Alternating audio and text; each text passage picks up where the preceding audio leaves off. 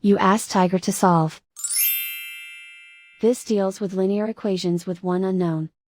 The final result is s equals 13. Let's solve it step by step. Simplify the expression. Expand the parentheses.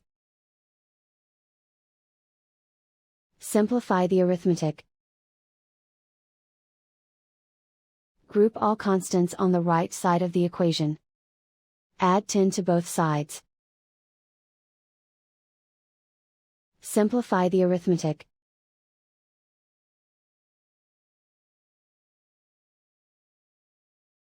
Isolate the s. Divide both sides by 2.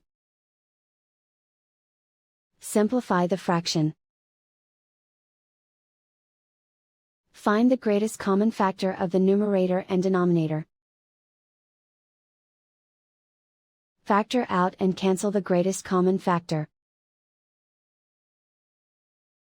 And so the final result is s equals 13.